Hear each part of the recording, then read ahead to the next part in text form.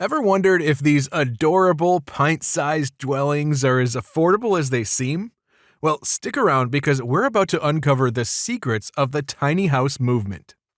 So, what exactly is a tiny house? You know, those charming little homes that fit into the palm of your hand. Just kidding, but seriously, these dwellings typically range from 100 to 400 square feet.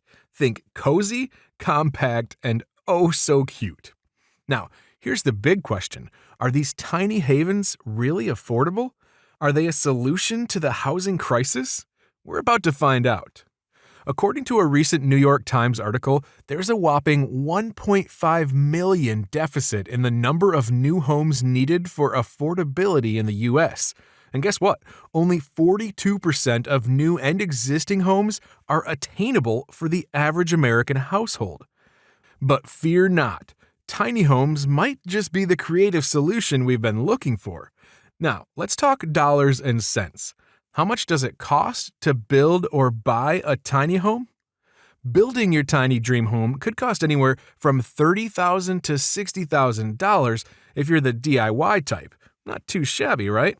But hold on, the average cost per square foot is around $400 compared to the traditional home's $150 per square foot. Now, that's an interesting twist. But what about pre-built options?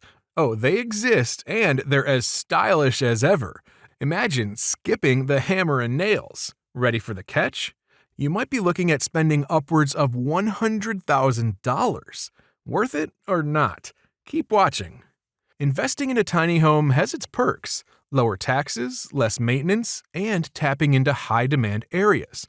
Now, let's not forget the cons: limited storage space, tighter regulations, and market uncertainties.